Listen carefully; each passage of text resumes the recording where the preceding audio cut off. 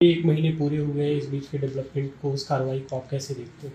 देखिए, सर्वदलीय बैठक में भी और उसके बाद कई बार सरकार ये स्पष्ट कर चुकी है कि ऑपरेशन सिंदूर अभी जारी है। और ऑपरेशन सिंदूर की शुरुआत क्यों हुई थी? वो प्रधानमंत्री जी के लिए और बीजेपी के लिए वोट मांगने के लिए उसकी शुरुआत नहीं हुई थी।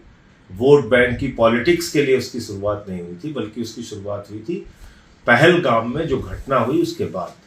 और आज भी वो खूंखार आतंकवादी जिन्होंने हमारी बहनों के सिंदूर उजाड़े पहलगाम में, वो अभी तक गिरफ्तार नहीं किए गए, पकड़े नहीं गए, मारे नहीं गए, उनको मौत के घाट नहीं उतारा गया।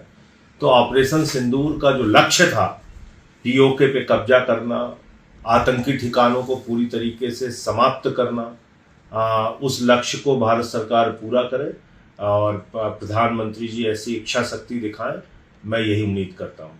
और जो एक सुनहरा मौका था प्रधानमंत्री के सामने पीओके को कब्जा करने का, 21 आतंकी ठिकानों को पूरी तरीके से नेस्तनाबूद करने का, बलूचिस्तान को पाकिस्तान के नक्शे से अलग करने का, वो मौका उन्होंने गंवाया है ट्रंप के दबाव में। ये प्रश्न भी आज 1 महीने के पूरे होने के बाद मैं प्रधानमंत्री जी से पूछना चाहता हूं, जिसका उन्होंने कोई जवाब नहीं दिया।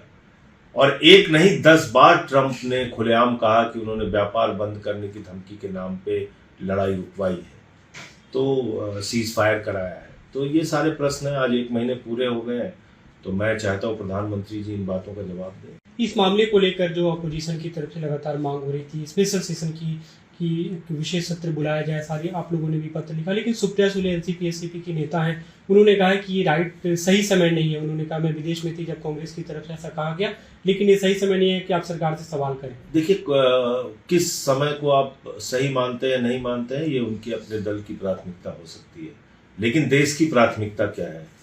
देश ये जानना चाहता है कि सेना के सबसे बड़े अधिकारी सीडीएस महोदय ने जो सवाल उठाए हैं कि विमान गिरे तो क्यों गिरे, इसका प्रश्न का जवाब कौन देगा? जाहिर सी बात है, कोई राजनीतिक दल तो देगा नहीं, देश के प्रधानमंत्री देंगे। तो सदन में आके जवाब दें, उसका क्या उनको प्रॉब्लम है? वायुसेना के अध्यक्ष महोदय ने कहा कि जो हमको हथियारों की जरूरत होती है, जेट्स की जरूरत होती है, वो वक्त पे हमें मिलते नहीं। तो हमारे प्रधानमंत्री जी ये बताएं ना कि उनके लिए प्राथमिकता क्या है, अपने मित्रों का व्यापार या देश के लिए आने वाले हथियार, क्या प्राथमिकता है?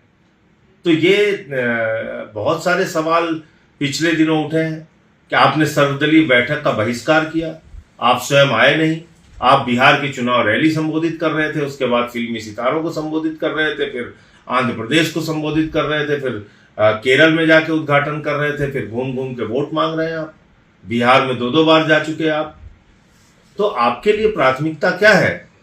देश इन सारे मुद्दों पर आपसे जवाब चाहता है कि आप पुंछ नहीं गए, आप सर्वदलीय बैठक में नहीं आए, आपको रैलियां करने की फुर्सत है, आपको अभी तक सिर्फ आप एक पीड़ित से, वो भी आप कानपुर में रैली करने गए थे, तो उसके नाते से आप उनके परिवारों से मिले, वो भी अपमानजनक तरीके से। उनके घर नहीं गए, उनको एयरपोर्ट पे बुलाकर उनसे मुलाकात की पीड़ित परिवार से। तो ये क्या है? ये क्या दिखाता है? ये प्रधानमंत्री की संवेदनहीनता की पराकाष्ठा है, जिसके बारे में उनको सदन के अंदर आके जवाब देना चाहिए।